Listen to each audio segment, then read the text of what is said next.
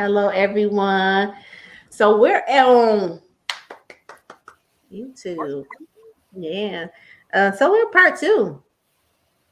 You know, manifest the relationships that you want. So, you guys, if you haven't watched one, go back and watch that because we talked about what toxic relationships are. And I won't get into that because I want y'all to watch that one. But make sure you guys, one, like, subscribe to this YouTube channel. Share it. Press the alert so you can get the alert and yeah, and share this with someone. It may not be for you, but it may be for somebody that you know. If you guys don't know, again, I'm Sheila, Miss I'm Danielle. Danielle. Yeah, yeah, I'm just the founder or the creator of the Stopping Now program. What you do, Miss Danielle?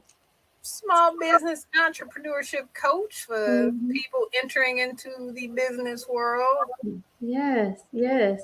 So we're gonna finish this conversation around manifesting the type of relationships we want. So we did part one and part two, which was discovery and strategy, right? So discovering what an unhealthy relationship is. I mean, we did discovering what an unhealthy relationship is. When we went into um, what do toxic relationships look like? I kind of want to take a minute though, because a lot came out in what toxic, and like I said in the show before, I don't really like the word toxic. I feel like it's overused and it's misappropriated. Like, everybody's not toxic, Yeah. people are not toxic. And remember, like, when you're using the word toxic or you're judging someone, your own 750 billion cells is hearing, trillion cells is hearing that language that you're associating with someone else.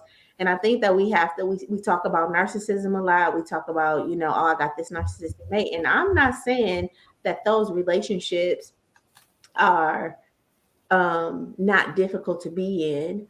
But instead of trying to change the narcissist, instead of trying to sit in the role of a victim to these individuals, I think we need to start looking at ourselves more, right?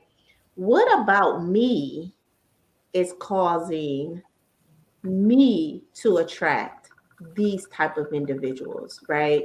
What is it about me that's causing me to be engaged or associated with this type of individual? What about me that that what story is coming up that really allows me to keep involving myself with this type of individual? And I do want to take a break right here because I want to talk about strategy.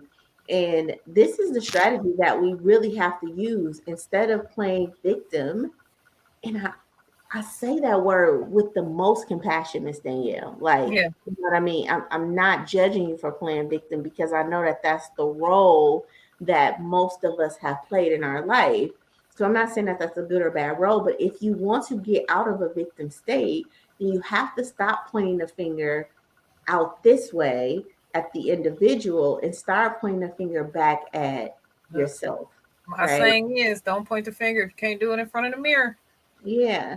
And I think that this is so important and it's so critical to developing the type of relationships that you want. And know that you can develop those relationships or you can develop a different relationship with the same person. So this is where I want to kind of in this strategy talk about a little bit about what do this mean. So I had an emotionally unavailable mother. Okay. And she was just emotionally unavailable. She was, busy. She was young, and I found myself, Miss Danielle, in that relationship. What can I do to show her I'm a good daughter? What can I do to show her that I'm good? And then that swam over to what can I do to show my family that I'm a good person? What can I do to show my friends that I'm a good friend, right? Constantly trying to prove yourself when you Yes. shouldn't have to. Yes, and I developed people pleasing tendencies, Guilty. right? Where it's like, what can I do to show them that And it started with my mom, and I love my mom now. So, no comments about my mama because, I'm the only person that can talk about her. You have that kind of, Look, same with me. right. So, but I had this emotionally unavailable mom, and it made me feel like I wasn't good enough. Right. Like, and then my mom had one daughter and three sons. And it appeared to me at a young age, Miss Danielle, that my mom had a different relationship with my brothers than she had with me. And I'm like, how am I the only girl? Like, in my mind, the idea was that I was the only girl, so I should be the one who's spoiled. I should be the one who's, kind of catered to or whatever. And it wasn't that. It was like my brothers were more catered to. My two younger brothers were, and it was like I was more ostracized. Okay. Now, how did that start to show up in my relationship? So I've developed this narrative at a very young age, right? Like, you need to do more and be more. Now, mind you, we didn't stay with my mom a lot. So we stayed with my grandparents. And as a consequence of we staying with my grandparents, or we stayed with my aunt. So we stayed from house to house. So as a consequence of us staying with my grandparents and with my aunt, it was this sense that, oh, well, this is not our home. We really need to act right, right? So I became a nurturer, right? So like I would get my grandmother's, you know, medicine together and like, well, how can I help you? And then I would, go with my grandfather and try to be like the good kid to my grandfather because look, I don't want to have no problems, you know, here because I know that you doing this for us because my mama don't want us, right? Yeah. And so growing up with that narrative about who I was, when I started to form relationships with individuals, it came from that same vessel, right? Who do I need to be? How can I get them to like me? What do I need to say? And if this was me, what I needed to be and who I needed to set, what I needed to be was like over here. You know what I Ah, mean? two different. It was like not even me. So I Yeah. was willing to give up on the talkative Sheila, the inquisitive Sheila, the Sheila that asks a lot of questions, and just kind of be like the whatever that Sheila was, right? To in some way incite or get them to, like me. Now, what ended up happening was I started doing hair at a very young age. So I started making good money. And so then the money now became my cloak. Like I could do hair and I made good money. So I knew that these were two things like people need their hair done and I paid all the bills. So it gave me a facade that I thought I was healed. And I realized I wasn't. Wasn't you? I wasn't. Now I was using money. Like how what do I to buy for you? Like now I'm paying all my mama bills and I'm taking care of my grandparents. I'm looking out for my family. Now I ain't never took care of a man, but it was this independent, like I'm an independent woman and I don't need you to take care of me type of thing, right? Because that was the narrative of me being feeling like I wanted to be good enough. And then Miss Danielle, had an idea. What was that idea? That I had an idea of what the perfect relationship was. Ooh, this sounds like Yeah, an because interesting story. and I was like, you know what? I want the person I'm gonna be with to have come from stark difference, right? Because if Okay. he came from a two-parent home and if he had an education, like he would know like the finer things in life and he would just be the perfect man for me, right? So that was the extent That was of the my criteria. that was the extent. He needed to be educated, he needed to come from a two-parent home, right? Because That's a that very was that's a very shallow list. very shallow. I was 19, 20 years old, I right? got you. I And got for you. me, I mean, as long as he wasn't a thug, because at that time, like literally, I'm hanging around, yeah, Got thugs. you. Like Right. You I'm still hanging kicking out. these streets of Saginaw. Now, let me say this: gentle thugs because they were good guys, right? Yes. Oh, trust me. Their I lifestyle got wasn't plenty. conducive I know to, plenty. right, wasn't conducive They're like to, pit bulls. They're actually sweethearts. yeah, they are, you know. So all my friends were cool, like my guy friends was cool, like, but it was just like, man, I just didn't want that. Like I wanted stability. And to me, stability was two things. He had stability because he came from two-parent home, so he know how to treat, he know what family looked like, and he had a college degree, which means that he was employable. How'd that work out for you? Miss Danielle, I'm doing hair one day, and this guy walk into the shop. Bloop, bloop, bloop, bloop, bloop. So since we in the after hours, I think I can go into this story.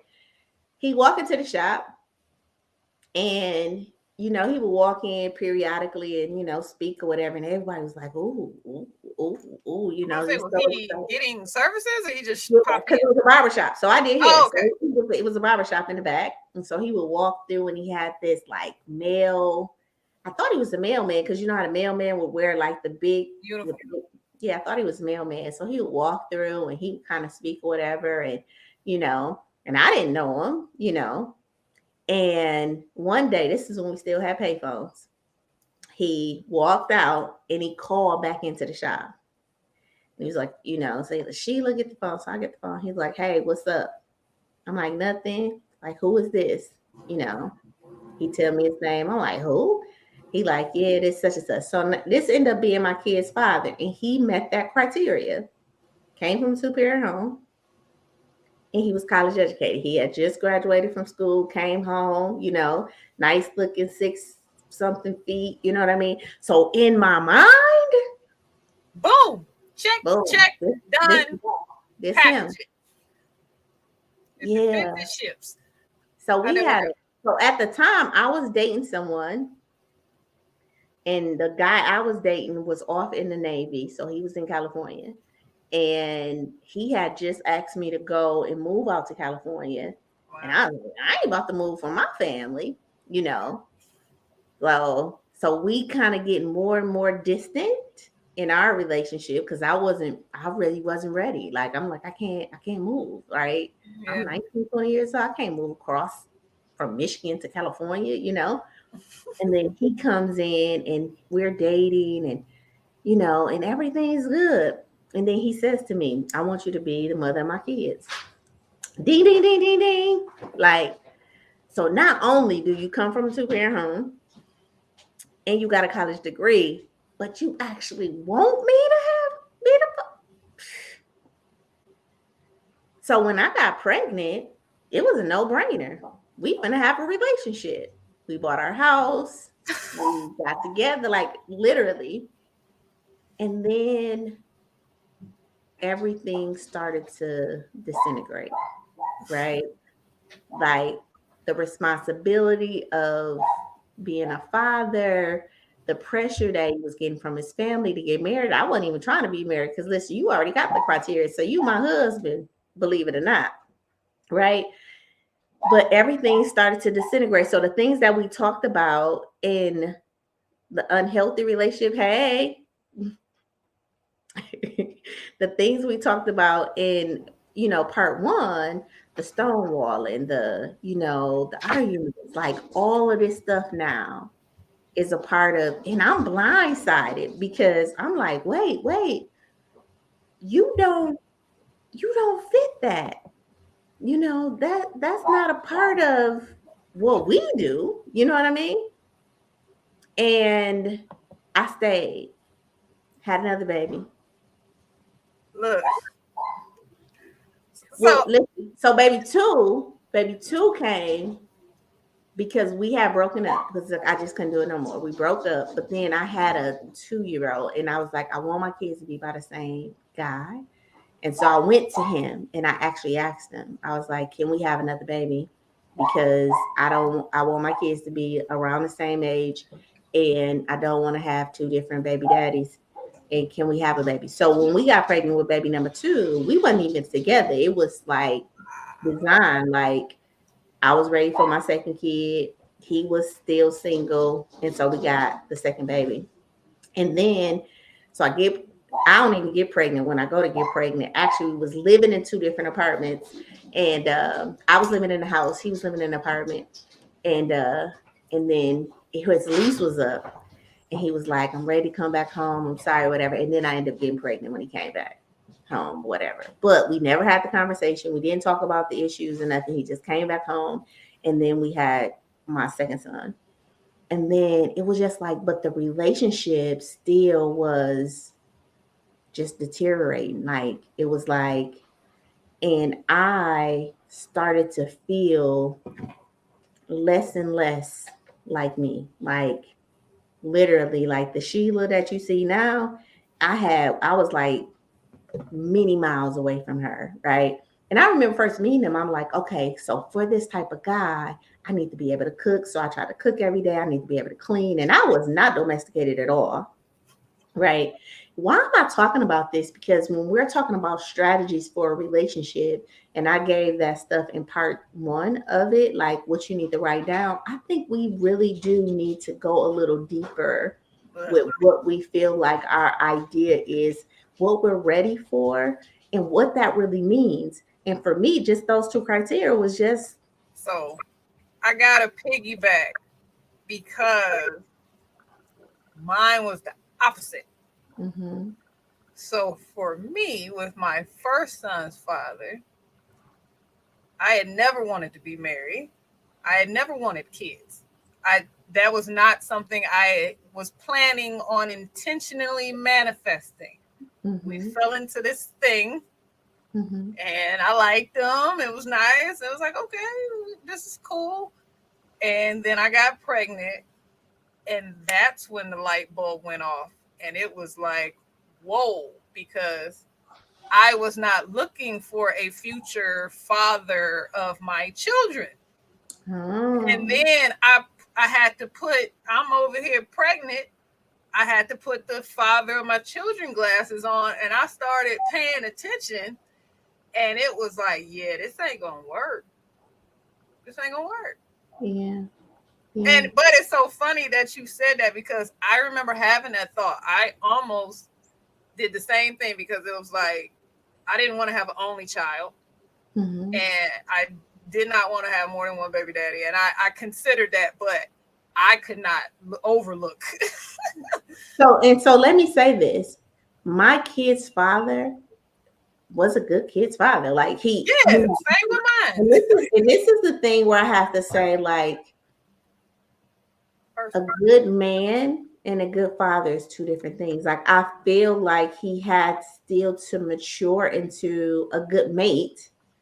And I think that Totally. the father thing, him being a good father, was an innate thing. Like these are my kids, I'm gonna take care of them, right? So he was always a provider, still is a provider. Like he's definitely present and there. It was just the mate part. Like I think he and at that time, I don't even think it was me he was running away from. I think it was the idea of what he thought I wanted. Cause I mean, I ain't ever asking for his hand in marriage. Maybe I'm not saying that we shouldn't do that, but that wasn't even a life I had grew up in. So I wasn't like, oh, we need to get You didn't married. even know what it looked like. My only requirement was, if you take me from my house, we buy in a house, right? We're not gonna rent. That was my only criteria. Like we gonna buy our first house. Like I'm not renting anything. And that's what he did. So we bought our first house and moved in with my oldest son, and then, like I said, got pregnant with my second son, and then we had our third son. And by the time we got to the third son, I knew it was like you know, this is not going anywhere. And so I'm having this conversation with the audience because I knew, and it would be like, well, why would you still bring kids into the world knowing that situation? Was I hopeful that he would change? You know you would. I don't know if I was hopeful that he was changed, but I do know I was numb at that point. You know what I mean? Like it was literally like, It was like flatline. You wasn't going yeah, up, you wasn't going I was down. going down. It was just like, I'm pregnant again. You know what I mean? We've done this twice. We know what to do. But just that feeling of, and then I didn't have the thoughts like, oh, I'm gonna have 3 kids and ain't nobody gonna want me. Like that wasn't something that got to me. I did really want the family though. I wanted the family, and You so for fall in me, love with the idea. it was definitely the idea. And so That was under this mine. strategy conversation, I definitely I want our audience to think about: am I in love with the idea of what we can be? Am I not? I am in love with the idea of who I think he can become, right? Ooh, that part. And is this realistic for me right now? What do I really want? And so I want to share the second story because I told one before, but I was listening to the Shade Room. She's the CEO and founder of the Shade Room, and she was on the show Hello Future Wifey. And I just did that show Hello Future Husband with Jessica. And so she was on there with Lateris, and she said she had a dream. And in her dream she had this beautiful wedding. And she had like the gown and like the everything was beautiful or whatever. And she said she looked over, and when she looked over, her friend was like, "Where's your husband?" And she realized there was no husband in the dream. It was just like this big, beautiful wedding, Hmm. and there was no husband. And so she said she seen a guy, and she was like, "Oh, you gonna be my husband?" So she just kind of pulled a random guy. Now this is in her dream. She kind of pulled a random guy Yeah. and was like, "You gonna be my husband or whatever." And so he was like, "Well, I ain't even dressed for the wedding. I ain't even done nothing." And she said she woke up, and when she woke up, she realized that she was more focused on the wedding than the man. Man, what? You That better. she literally wasn't thinking about what kind of husband she wanted. She was more focused on what type of wedding she wanted, and he was just a fill-in. How many women are just focused on Too many. the wedding or Too the many. two-parent home? I mean, the two-parent or the fence or buying the The house. white picket fence, the visual. I would Yeah, say the visual. visual, Yeah. And and not the not the work that detail. goes into painting, Yes. because it's a painting. It takes Yeah. time. And it takes time to develop. And like I said in part one, who do you need to be? Who do you want? And who do you think he wants? Right? And this requires you to sit and think. And sometimes we don't want to sit and think. Look, Because honestly, we don't know. I would challenge and say, if you couldn't have a wedding, would you marry this person? And I Like, think still get married, but if you could not have a wedding, because that's that's a trigger for me. That drives me crazy. People will run themselves into the ground for a mm-hmm. wedding. Yeah. Now, and again, this is for the audience to start thinking like, man, is it the wedding I want? You know what I mean? Or the Is it ring, the or the ring visuals. I Are want? you Is only it worried the about the nail visual? now that I want, right? Are you only Or worried about is the it this Instagram moment, posts and the right? Facebook Or posts? yeah, or am How I many in love with likes? him? Am I in love with him? Can we just sit around and like? So this is what strategy is about. Strategy is about looking at the different things, looking at the why, right? Why do I want this relationship?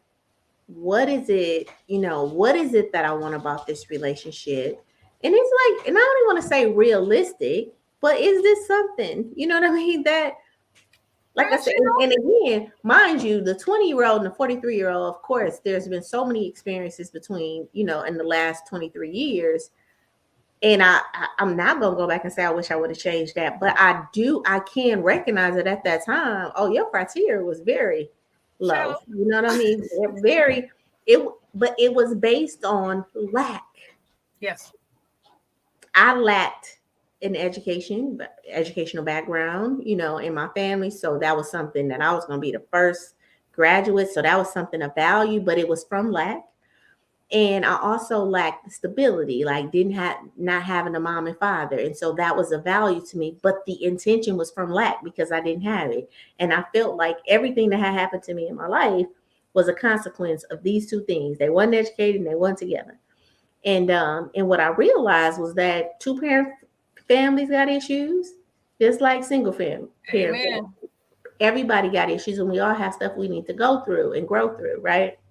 And so when we start talking about implementation now, what does that look like? Like, what should a person have when we start thinking about our relationships? What does a healthy relationship look like? Okay. Good story.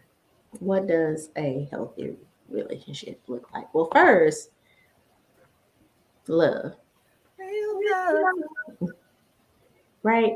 Now, in the beginning, of course, you're probably not gonna have love, right? Hope But not. I like you. I like you. I like you. Genuinely. Yes, And you, like you, you. no Yeah, makeup, just yeah, woke up, yeah, yeah. I even thought ain't you got were going to say, and you like me, because I think that's the second part. And you like like me. Because we me can love some people, from but a we distance. don't, Amen. right? So I feel like liking is so important. But, in a healthy relationship, the potential for love, having a love there and a likeness for an individual is just so important. And again, my definition of love, if you guys haven't watched it, the self-care, loving yourself, to me, love is a mindset. So once I got this mindset of love for you, then you get all the attributes that come with that, right? And remember, so one of the things we talked about in the first show is that we're in relationship with everything, right? So we're in relationship with our car and this also applies to those things, right? Like the clothes you put on, right? Like the furniture you buy, right? Man, that Like part. the business you're going into. Like, have a love relationship with the car you drive. Like, just don't get a car because, oh, I just need a ride, because you're Then you're gonna gonna be end mad up, every time you get it. yeah, Buying a house. yeah, buying a house. Just don't buy a house because it's the first house that come on the market. If you go in that house and that house don't speak to you, wait for your house. Wait for your house. Because when you make that purchase, you're gonna be like, man, I wish it had this and I wish it had this. And you're going to start not liking it and not loving it. So this Friends. love thing applies to all your relationships. Like the clothes you buy. I Yes. just need a pair of pants I'm around in here. No, like how they feel on you. Because if you don't, then they're going to stay in the closet. They Look, may look good on your friend or on, somebody else. They just don't look good on you. And when you don't like your clothes, they don't feel good, you know? So I'm like, apply this love thing for to everything. everything, you know? Because I call my version is intention. What's your intention? Mm-hmm. What's your intention for buying this thing? Do you want to keep this thing? What's your intention with this person? Do you want to keep this person? Yeah. Affection. This is number two. And I feel like affection is such a big part of relationships, right? They kiss, they hug, they hold hands, they enjoy cuddling, right? Like, having affection or some physical touch is so Or important to healthy relationships. what I used once I really started getting serious and doing a lot of self work, I would make the other person do the languages test if The they were love not language. aware of their love languages, because I know I have a very specific love language that most people aren't used. Well, I don't want to say most people aren't used to. It's just I want to make sure this is my love language. Yeah, What is yours, to make yeah, sure there's not a dis. And I mean, I would do that yeah, within the first month just to make yeah, sure we're on the same page yeah. on Now, how this is how I express my affection. right. Now, how do we express affection in these other areas? And to me, it's the physical part.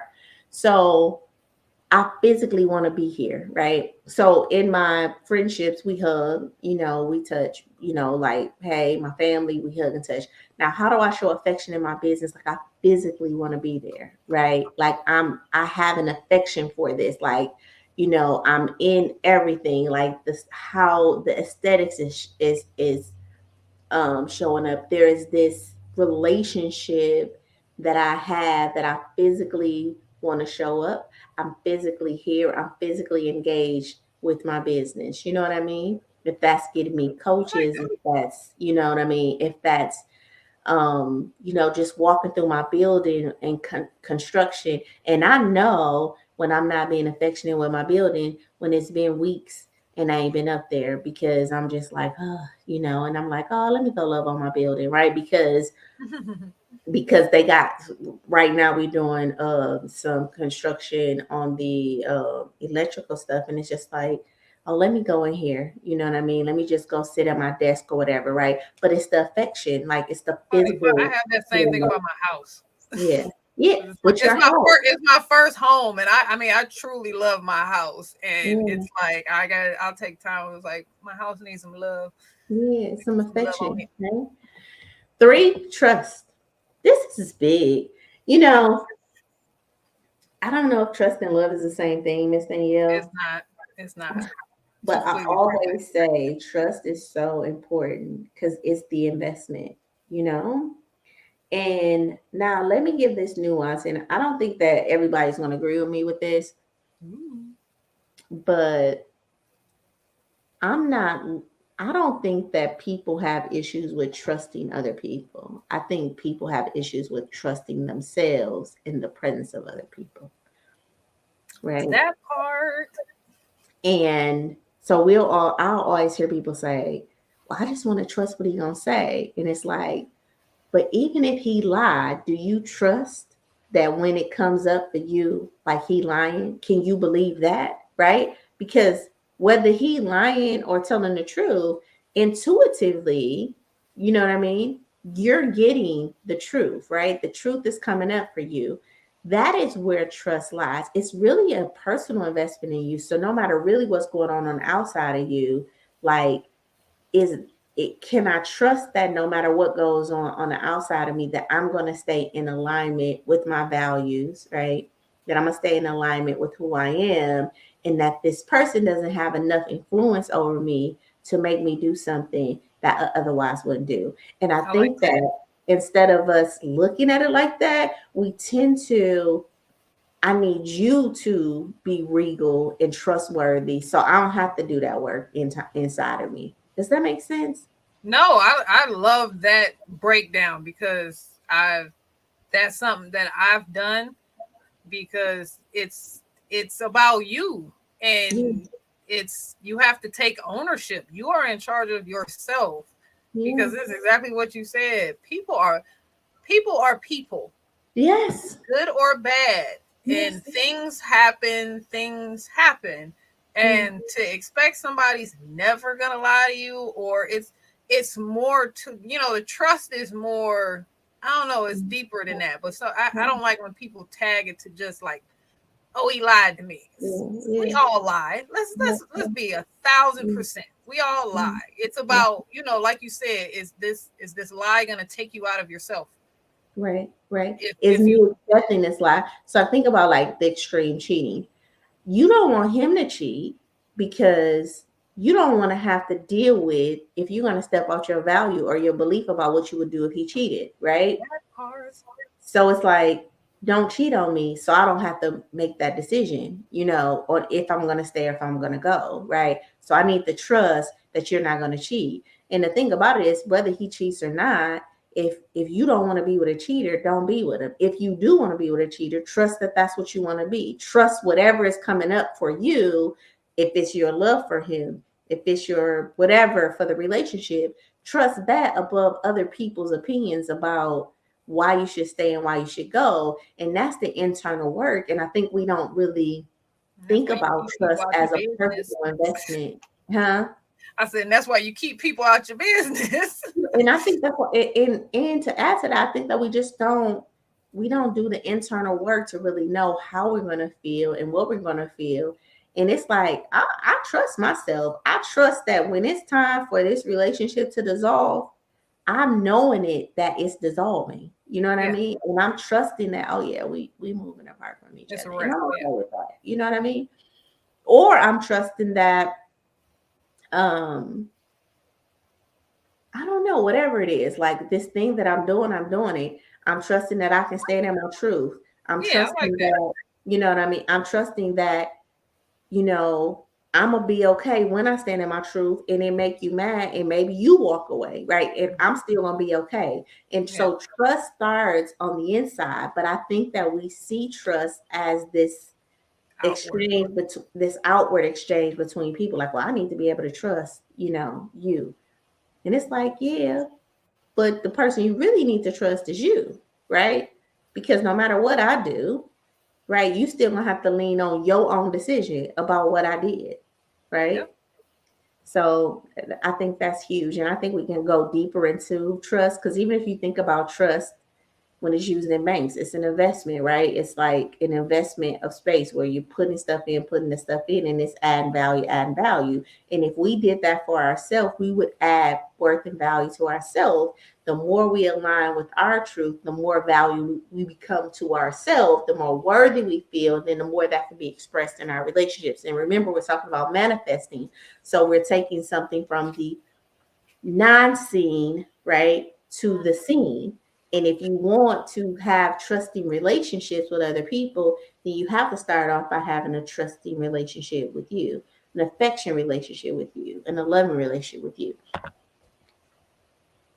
Communication. It's my favorite one. This is huge. And know that 90% of communication is even nonverbal, one. So how we communicate is big. And How? And the biggest thing in communication, again, if we're talking about manifesting, what kind of one communication you're having with yourself, meaning what are you allowing yourself to say? I know a lot of people that just like, I just don't feel comfortable with talking. I just don't know how he's going to respond when I say that. And it's just like, How do you know well, if you never do it? if you don't do it, and it's so challenging for them to, but is he going to hit? And then I'm like, so are you communicating to get a result? Are you communicating to be proficient in how you feel? What is your Right? intention? Yeah. And so many of us, Miss Danielle, communicate to get something. Like, I'm trying to figure out how to get you to come over here, and I need to figure out how to communicate that. And that's not the fullness of communication, because that is a very controlling way of communicating. Communicating is being open to asking a question or saying a statement and giving that person the space to receive it and respond in their authenticity. And then now we dialogue about, why they said no, why that can't happen. We may even conflict, but we find some resolve to ultimately get the result, right? And so communication is just really important when we Yes. start thinking about implementing, strategies And for it. remember, communication, listening is a part of communication. You can't be Listen, just talking and not listening. yeah, I heard even somebody took it a step further. It was like communication is just not about listening; it's about interpretation. It's three layers. Yeah, it's like, because I can hear you, but am I interpreting what you Am say? I understanding you? Am I Understanding comprehending you? you and what you're saying? Because That's just like a proficiency test. They ask you questions to make sure yeah, you you understand. understood what was communicated. Because remember, it's always a third party in every communication. So when you're talking to a person, you have a voice in your head that's going on, and they have a voice in their head. So they got a third party in this conversation, and you got a There's a third lot more party people in that conversation than you than realize. you realize. Number 5 is friendship. Again, making sure that there's some friendship. We can talk about things. We can hang out. There is some kind of, Connection, connection, relatability, relatability, right? That's just not all sex, that right? part. In business or in relationships, that there's a friendship, that the title of the relationship is not defining the quality of the relationship. So I say, like in my friendships, right? Like, because we're friendly. We are friendly in our friendships. It ain't because we've been cool for 23 years and that's what make you my friend, but we never talk. Like, no, we've been cool for 23 years and we're friendly with each other. You Yes. know what I mean? in your job, I'm not just here or showing up because I have to be here. I'm friendly in this job. Like the way I show up, Mutual it's a mutual mutual. exchange. Yeah, That's yeah. the way So I see it. Because yeah, if it's only one sided, it's probably not a friend. he's so funny. It, it, and that is in business too. I want to talk about money part of it. Because I was about to say, you brought up sex, but on the other side is money. If somebody Yeah, only wants you for money, if yeah, they for only want money to and do all of that. business with Yeah. So they need money. to, yeah. So even in our business exchanges, somebody just there to, because they feel like you're valuable and now they're just kind of taking and taking, and there's no friendship established where they care just as much about you as you care about them. That has nothing to do with love. It's just the friendship of us, right? Bonding. Quality time. This is important. Bonding is so important to healthy relationships. Bonding is like we're sitting watching or playing checkers and having a conversation, right? We're taking a 3 hour drive up north or, to visit. There's bonding happening. We are actually building like a decorating back Connections. room, right? We're moving the furniture around together. Like we're doing activities together that requires us together to make this activity happen, right? And you expose different levels of yourself Yeah, during these events yeah. that you may not have previously explored. Yeah, yeah. And we need this in all of our relationships. I think in our parental relationships, we need to bond with our kids and find time to bond. In our friendships, we need to bond. Listen, as an entrepreneur, you need to bond with your product or your service. How does that look like you're actually doing activities within that service that doesn't have anything to do with the service or the deliverables? It has everything to do with the relationship that you have with that. So it may be um, asking yourself some questions, going back over your what is that called? Your business plan, like Oh yeah. looking at different strategies and things like that. Like uh, getting up and doing on the blackboard or whatever, but you're bonding with the business in a very integral way, right? That's really conducive to the relationship that you have with the business because you're investing your time in these type of things. Does that make sense? Mm-hmm. Commitment. Commitment and agreement. An agreement. Mutual Yeah. agreement. And understanding what you're committed to, right? I think that was one thing in my relationship. My kid's father was committed to being a father.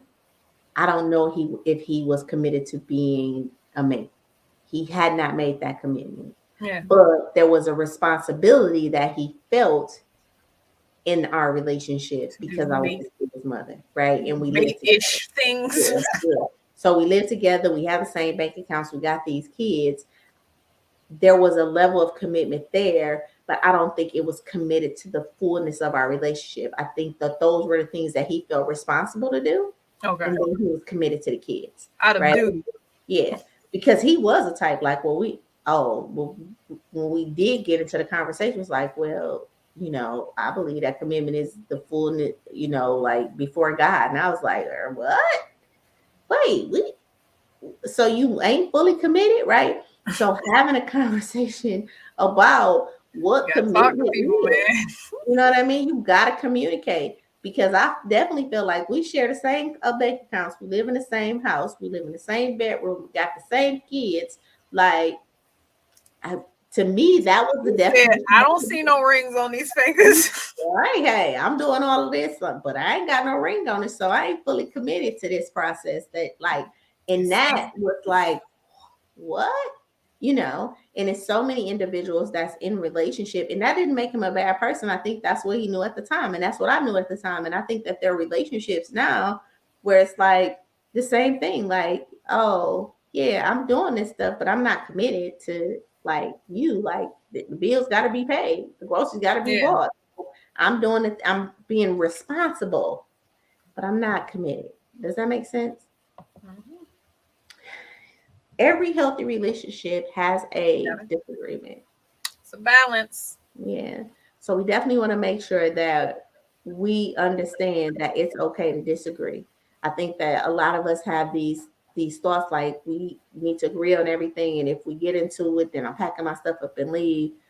Oh, I think I had a season of that in my life where it was just like, oh, we got into it, I'm packing up. You know what I How do mean? you how do you feel about the 80-20? Are you familiar? I'm not familiar. What? So I this has been one of my guiding forces, the 80-20 rule. And I'll summarize it. I'm sure there's different versions, but you should be aligned with about 80%, but there's going to be 20% of this person that you probably not going to like. That's never going to change. And are you willing to accept that 20%? And if something in that 20%, if it's too much, then you probably don't need to do it. Just like perfect example, one of mine was I really didn't want somebody that smoked, but it wasn't a make or break. My husband smokes. That's his 20%. So, but it was an okay 20%. Now, if you had somebody that was a bad father, no, that's you start bleeding outside of that 20%, and that's a little too much. So, And I guess that's what I was gonna say. I think for me, it's the values. Like as long as the 80% that we hold together is in our top 10 values, like yes, I'm good, right? exactly. Like yeah, like the 20%, as long as it ain't in our top 10 values or in my top, as long as it don't affect my top 5 values, definitely I'm gonna stretch it to 10. Like if it's not out of alignment with that, then I'm good. And guess what? Those top 10 don't have to be this is your one, this is your one, but I do think we should have shared values in those top 10. So if family is a number one for me, then I think it should be in your top 5. You know what I mean? I like that. Yes, You I know, would like agree. you have to have value family. Like you can't not have a value family as a part of your dynamic and we together. Like it's just not gonna work. And it's So I think important. that the way I think about it is more around values. What do you value and what do they value? And this is something that didn't even come up on here, but I'm glad like in our disagreements, I think we can stay together because we have the same values. And I think knowing what you disagree on is important early because can you can you handle that? Yeah. Because if Mhm. it's something that's so volatile, then this probably won't be sustainable. But this is just a mild disagreement. He don't like ketchup. I love ketchup. If it's something Right. low tier, Right. but if it's I don't like the way he's disciplining my children. Yeah. That's it. Yeah, or how we see discipline. Right. Yes. Yeah. Yeah. Change and flexibility. This is Change. big. Only thing constant is People change. who are able to change and be flexible, and you know, and sometimes people just not able to be flexible and change. This is how we've been doing it like this. We gonna keep doing it like this. What's wrong? It ain't broken. Does not make them a Like, bad well, person. you know what? Every 10 years, every cell in my body has literally Change. re reshaped and reformed itself. Like everything has changed. So you thinking if my body is sophisticated enough to know that it has to Change. shed the old and change, that we can't have this level of flexibility in my life, you know. And I'm saying not that we're changing and being flexible all the time, but we need this, right? And we talked about this fun, having fun, right? Connecting together, being adventurous, going places, laughing, singing, dancing, or whatever fun is for you. Maybe it's not that. Maybe it's reading a book and, Laying in the bed watching yeah, Netflix. absolutely, right? And so these are strategies to truly help in ways that you can implement. I'm sorry, having a healthy relationship. Yes, reflect on these and see what do these mean to you. Like Yeah, you said, what is fun to you? What is disagreement to you? What yeah. is Finding. flexibility look like? Yeah. Yeah. And listen, if you want more information about implementing these tools and strategies, contact us at info@shapeofsolutions.org. You can always DM us at our, social media handles because again, implementation stage is the testing stage, and it's going to look different for each person. Love is going to look different. The way you communicate is going to look different. What kind of friendships, bonding, commitment, right? But how you do one thing is how you do everything. So we don't want to just work on changing one of our relationships in our life. We really want to work on our primary relationship, changing the relationship with us, right? Start with you first. So yeah, and then as we start to change with us, then we start to change on the outside. If you guys have a problem with that, remember to join the Stop It Now movement. That's at The movement. www.stopitnowsolutions.com. If you're having problems with anything that's getting in the way, that's preventing you from being able to implement these things, preventing you from being able to, have the life you desire, deserve, and achieve your goals, or just having a healthy relationship, join that workshop. We do those on every Mondays and Thursdays. I really enjoyed this conversation, Miss Danielle, and I thank you for investing your time and helping me, or being patient with me while I told that story in the beginning, because I think that people see the woman now and just feel like I just showed up, and it's like, no, I probably made every mistake that every woman has made, but I use wisdom, right? And I learned from those things, and I realized that the only relationship that I could work on was the relationship with myself. And as I started to work on the relationship with myself, I started to manifest a Yes. different relationship with my kid's father. When I say the same people, me and my kid's father is duper duper cool, super duper cool. One day I'll tell that story. The relationship with my mom has changed, right? I said she's emotionally available. She's still emotionally unavailable, but I have a different relationship with Yes. her. Because The you have a relationship with different. my dad, the relationship with my money, the relationship with my clothes, the relationship with my house. And these relationships are constantly evolving, right? Yes. And That they, part. And it's yeah, okay. it's Things okay. change. And if you want to hear more about my relationships, make sure you tune in to the What Will My Daddy Say show that airs on Thursdays at uh 9 o'clock on this same network, right? And where I talk about me dating and the joys of dating for me. I was talking to Danielle about that earlier. Like, I don't have the stresses of different Oh, things. I'm like got 90%ers, and we have good times she together, is and living her best life, and I'm glad to be out the game. yeah, Have and fun, Sheila. yes, yes, but it is, and I'm really doing that because I do want to see all aspects of me, and not be so rushed to, oh, this my husband, right? Or, oh, this is this. I'm just letting it kind of walk itself out. Now walk it out. Now walk it out. Now if one of them end up at the end with me, guess what? That's just what it's gonna be. Hey, you guys, I thank you. I'm Sheila again. Make sure you join that Stop It Now movement. If you haven't already, join our 30-day Manifest the Life You Want challenge. That's at www.elevateherchallenge.com. Follow us. Make sure you follow us here. Subscribe, hit that alert button. Then you can also follow us at all our social media handles at I Am Shaping Solutions and at Elevating Life. Yeah, yeah. We want to hear from you, so make sure you comment, make sure you like it, make sure you share. We're looking forward to speaking with you guys next week. Thank you guys for part 2. Love you guys. See you later.